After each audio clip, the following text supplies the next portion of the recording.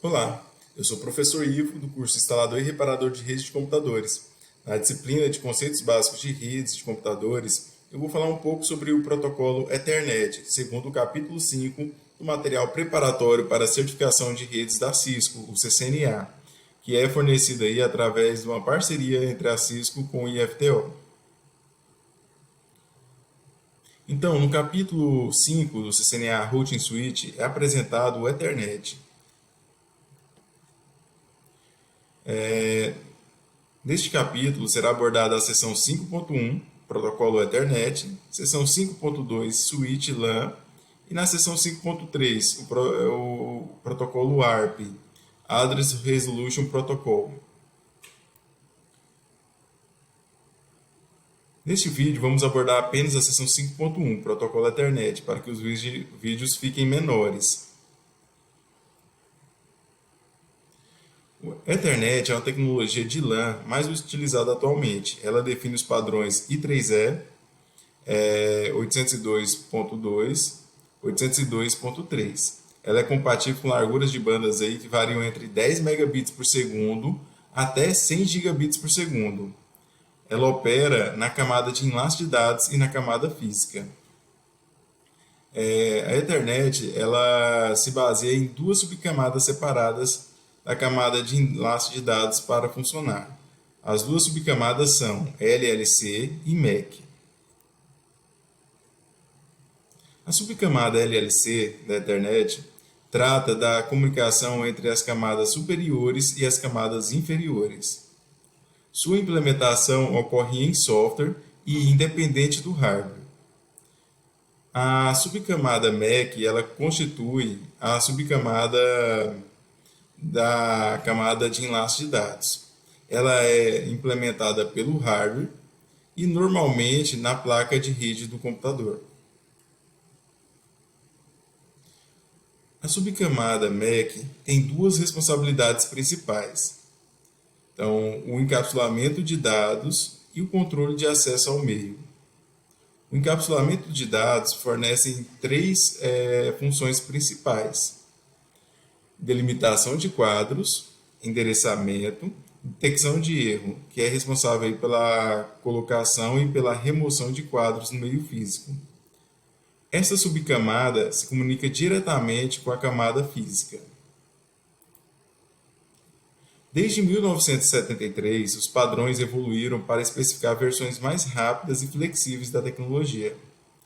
As primeiras versões da Ethernet eram relativamente lentas, trabalhava a 10 megabits por segundo. As versões mais recentes da Ethernet operam aí, em 10 gigabits por segundo e até mais rápido, chegando até 100 gigabits por segundo. O tamanho mínimo de quadro Ethernet do endereçamento MAC de destino para FCS é 64 bytes e o máximo é 1518 bytes. Os quadros com comprimento menor que 64 bytes são chamados de fragmento de colisão ou quadro desprezível e são automaticamente descartados pelas estações receptoras. Já os quadros com mais de 1500 bytes de dados são considerados jumbo ou baby giant. Se o tamanho de um quadro transmitido é inferior ao mínimo ou superior ao máximo, o dispositivo receptor ele vai descartar o quadro. Bom, dentre os campos do quadro Ethernet, temos aí o preâmbulo. Então, aqui está o cabeçalho, né? Temos o preâmbulo, que indica o início do quadro. Em seguida, temos o campus de endereço MAC de destino e de origem.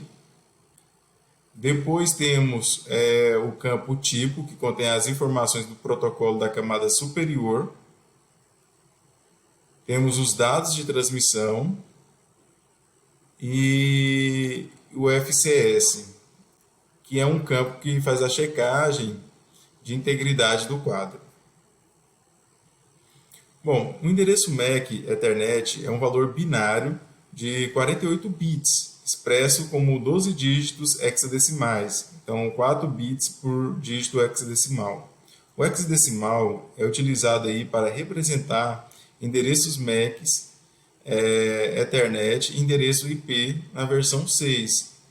O hexadecimal é um sistema de base 16, que usa números de 0 a 9 e as letras de A a F.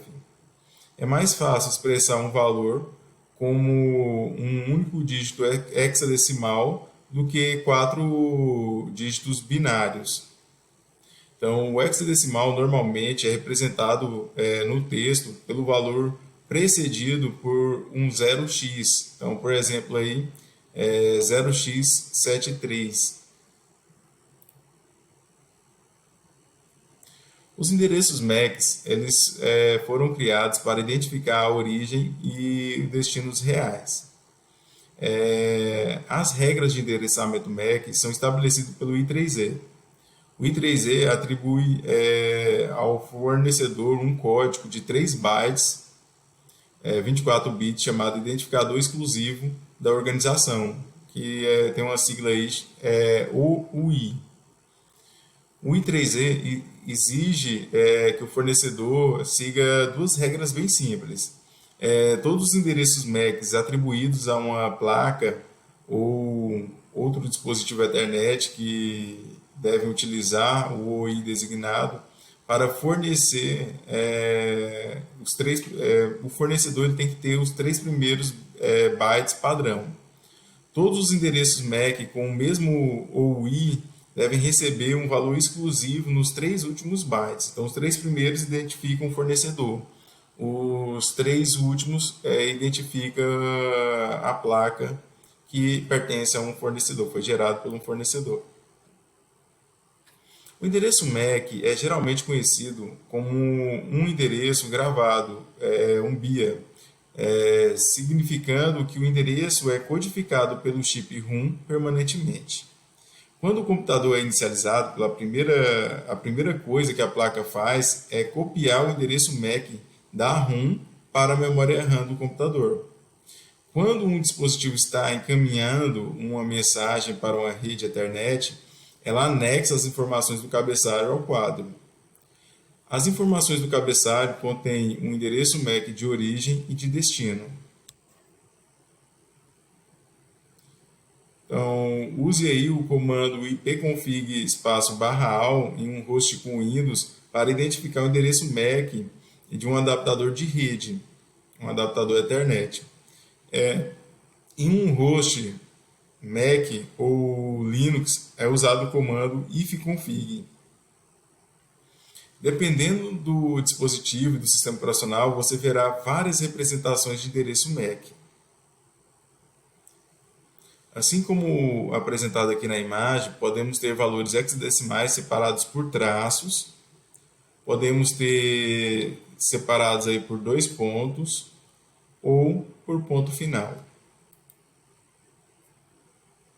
O endereço MAC Unicache é o endereço exclusivo utilizado quando um quadro é enviado de um único dispositivo transmissor para um único dispositivo de destino. Para que um pacote Unicache seja enviado e recebido, o endereço IP de destino deve estar no cabeçalho do pacote IP e o endereço MAC de destino correspondente também. Ele tem que estar lá no cabeçalho do quadro Ethernet. Muitos protocolos de rede, como DHCP e ARP, utilizam broadcast, que enviam a mensagem de um computador para todos. Um pacote de broadcast contém o endereço IPv4 de destino, e tem todos os números uns na porção de host, indicando que todos os hosts naquela rede local receberão e processarão o pacote que foi enviado. Quando um pacote IPv4 broadcast é encapsulado no quadro Ethernet, o endereço MAC de destino é o endereço MAC de broadcast, que é todas as casas do endereço é composto pelo dígito F. Então fica F, F, F, F, F, F, F, aí 12 vezes, né, que formam um endereço MAC.